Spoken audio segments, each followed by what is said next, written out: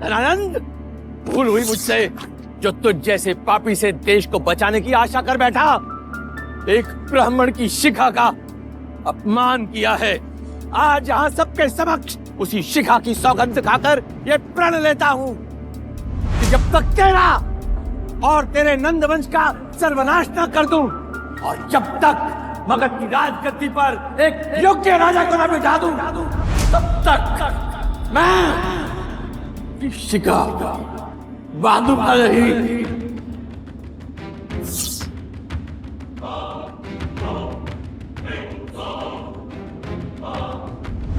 ये बोलकर चाणक्य वहां से तेजी से निकल गए और धनानंद ने अमात्य से कहा, अमात्य, यदि यह ब्राह्मण हमारे राज्य के आसपास भी नजर आए तो इसका सर धड़ से अलग करके बीच चौराहे पर लटका दो। ये हमारा आदेश है। धनानंद से मिले अपमान के बाद चाणक्य ने उसी समय मगध छोड़ दिया और अब उनके जीवन का लक्ष्य था एक योग्य राजा का चयन करना, जो दयालु हो, पराक्रमी हो, जो प्रजा के हित के बारे में सोचे और एक अखंड भारत का निर्माण करे। पुस्तकालय पहुंचकर चाणक्य को वहां आचार्य मेघनाथ ने एक पत्र दिया जिसमें लिखा था, गांधार नरेश अम्बी ने बिना लड़ाई किए ही मैसेडोनिया के सम्राट सिकंदर के सामने आत्मसमर्पण कर दिया और अब सिकंदर की दृष्टि संपूर्ण भारत पर है। यह समाचार पढ़ते ही चाणक्य के चेहरे का रंग बदल गया।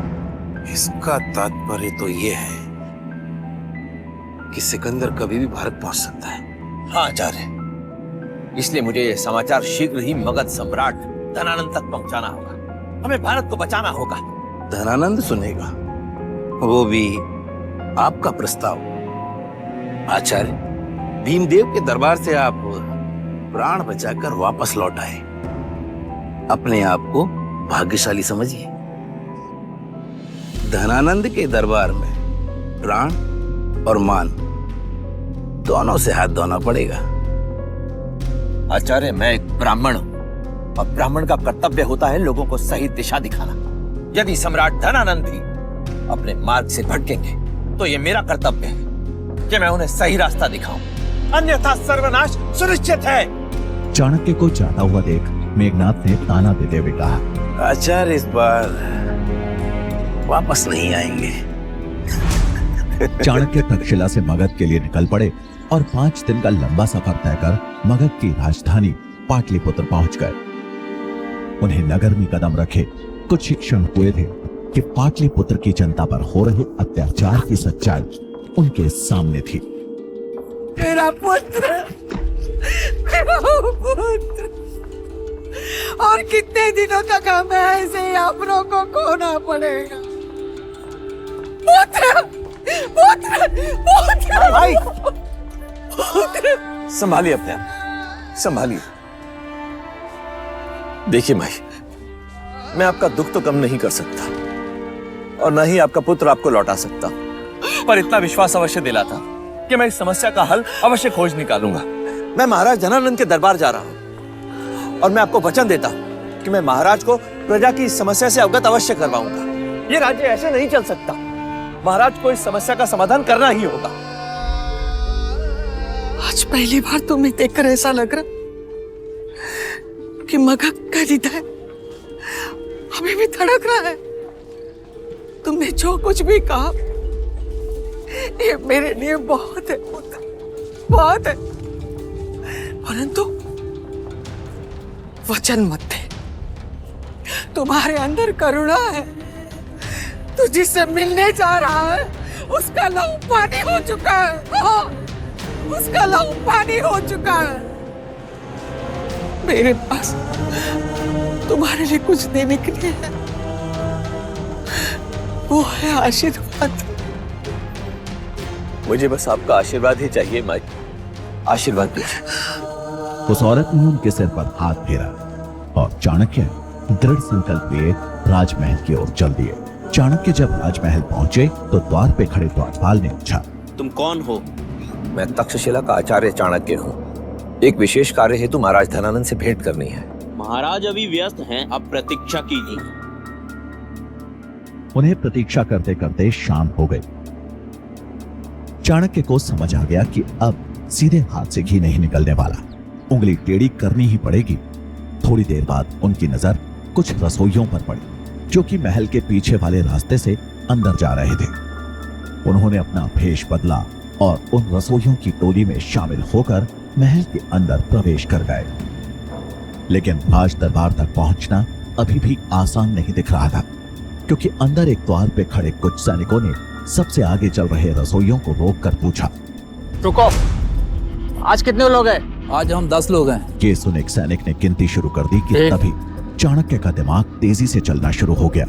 उन्हें जल्दी उपाय ढूंढना था, नहीं तो वो पकड़े जाते।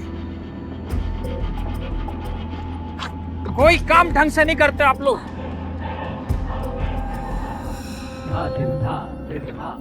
लेकिन ये क्या, राज दरबार में कोई राजसभा नहीं, बल्कि बाहर से आई सुंदरियों का नृत्य चल रहा था और मगध सम्राट धनानंद उसमें स्वयं मग्न थे। अचानक धनानंद की नजर मैली धोती पहने ब्राह्मण पर पड़ी और वो गुस्से में बोला, कौन हो तुम? अंदर कैसा है ये? चाणक्य ने अपने हाथ जोड़ बड़े ही शांत भाव से कहा, प्रणाम महाराज, मैं तक्षशिला का आचार्य चाणक्य। चाणक्य का परिचय सुनकर अमात्य चौंक गए और बोले, आचार्य आप? परंतु ऐसे अचानक, वो भी बिना किसी अनुमति के राज दरबार में पधारने का कारण? अमात्य राक्षस, मैंने आपके द्वारपाल को संदेश दिया था, परंतु कदाचित उसने स्थिति की गंभीरता को समझा नहीं और मुझे वहीं द्वार पर रोक दिया। तो यदि द्वारपाल आपको द्वार पे रोकेगा तो आप ऐसे बिना अनुमति के घुसपैठियों की तरह अंदर आ जाएंगे? यह है आपकी शिक्षा? इस अपराध के लिए क्षमा मांगता हूं महाराज, परंतु मेरा आपसे मिलना अत्यंत आवश्यक था। वैसी भी क्या बात करनी थी आपको कि आप थोड़ी भी प्रतीक्षा नहीं कर सकते थे? आपका भाग्य अच्छा है कि हम ब्राह्मणों को नहीं मारते, नहीं तो आपका शीश धरती पर पड़ा मिला होता।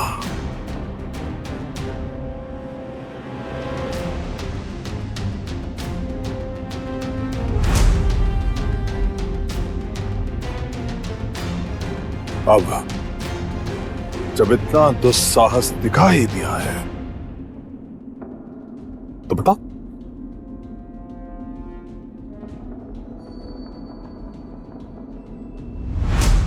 बताओ, क्या बात करनी है?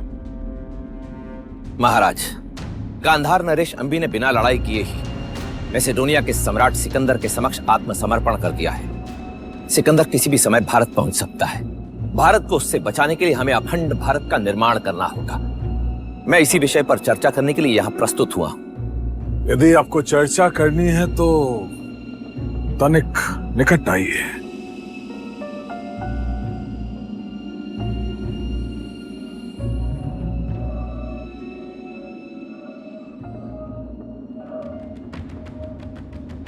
थोड़ा और निकट आइए।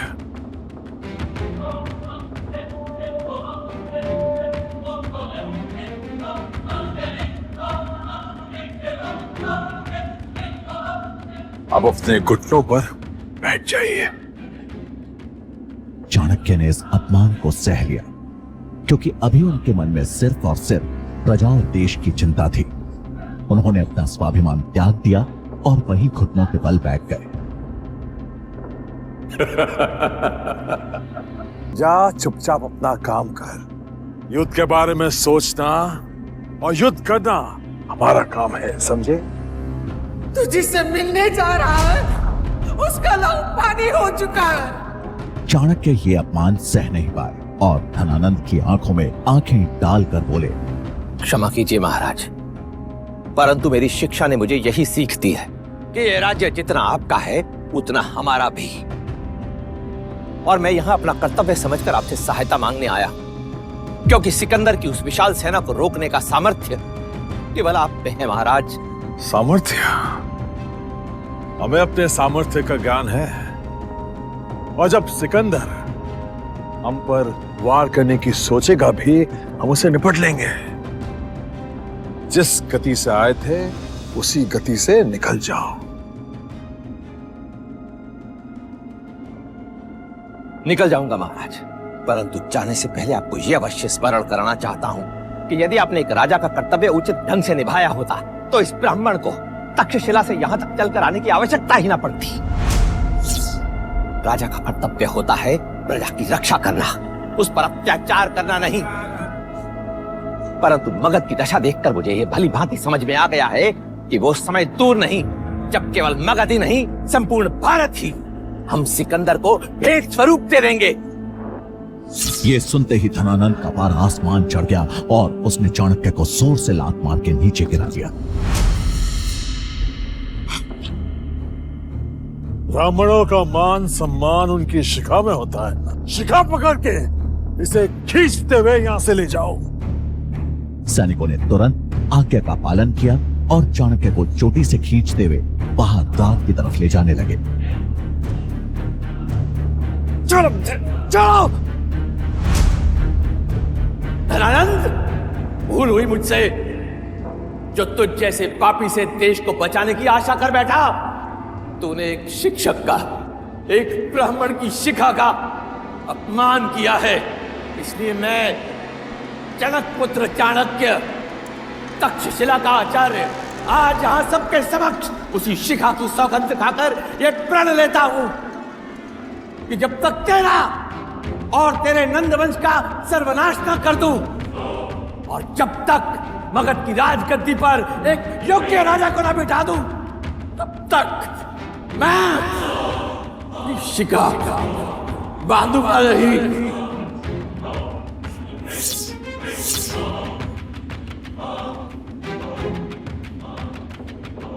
अमत्या, यदि यह ब्राह्मण हमारे राज्य के आसपास भी नजर आए तो इसका सर धड़ से अलग करके बीच चौराहे पर लटका दो। ये हमारा आदेश है। तक्षशिला की तरफ बढ़ते हुए जब वो जंगल से होकर जाने वाले मार्ग पर चल रहे थे तो उनकी नजर उसी मार्ग पर आगे चल रहे एक 14 साल के बच्चे पर गई। लेकिन तभी वो बच्चा हवा के झोंके की तरह गायब हो गया। ये देख चाणक्य अचंभित हुए और इससे पहले कि वो कुछ समझ पाते, उन लुटेरों ने अपनी कमर से कटार निकालकर उस आदमी पर हमला कर दिया। चाणक्य उन लुटेरों को रोकने के लिए आगे बढ़ने ही वाले थे कि तभी उन लुटेरों पर किसी ने गुलेल से हमला किया और वो तुरंत ही मूर्छित होकर जमीन पर गिर गए।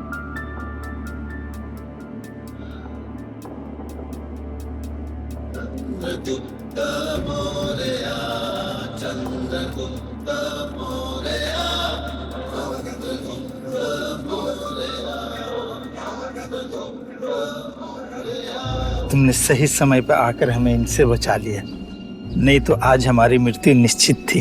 अरे नहीं, ये लोग आपके प्राण नहीं लेते, ये तो बस लूटपाट करके चले जाते। परंतु अभी आप सुरक्षित हैं, आप जा सकते हैं। धन्यवाद आपका। उस यात्री ने अपना सामान समेटा और आगे बढ़ गया। चाणक्य वहीं खड़े हो सब देख और सुन रहे थे और फिर उनकी नजर उन लुटेरों पर गई जो अभी भी जमीन पर मूर्छित पड़े थे।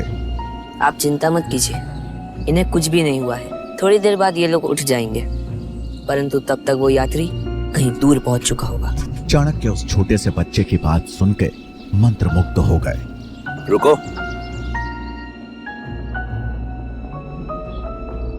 नाम क्या है तुम्हारा? चंद्रगुप्त।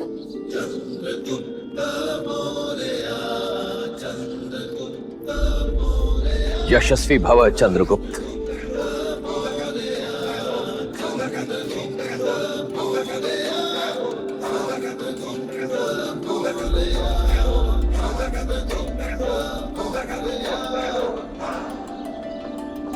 मुझे मगध का भविष्य दिखाई दे रहा है। एक राजा में दया और वीरता का संतुलन होना चाहिए। मनुष्य की प्रकृति देख उसे पहचानने की दृष्टि होनी चाहिए, तभी वो न्याय करने में सक्षम होता है। धनानंद, तू न केवल एक राजा का कर्तव्य भुला चुका है, अभी तू अपने अहंकार में मगध की पावन माटी को भी कलंकित कर चुका है। परंतु आज और अभी से कलंक को मिटाने की प्रक्रिया आरंभ होती है। तेरे पास अधिक समय नहीं है दयानंद। शीघ्र ही तू अपने लहू से मगध की पावन धरती को सिंचित करेगा। आज मेरी खोज पूरी हुई। मिल गया है मुझे मगध का भावी सम्राट। मगध की राजगद्दी पर अब चंद्रगुप्त बैठेगा और इसे उस राजगद्दी पर बिठाएगा ये चाणक्य। आखिर कैसे बनाएंगे चाणक्य एक मामूली से लड़के को मगध का सम्राट? चंद्रगुप्त में आखिर क्या देखा आचार्य चाणक्य ने? चाणक्य की कौन कौन सी परीक्षाओं से गुजरना पड़ेगा छोटे बालक चंद्रगुप्त को? जानने के लिए अभी डाउनलोड करें पॉकेट FM ऐप और सुने पूरे देश का अपना पसंदीदा शो चाणक्य।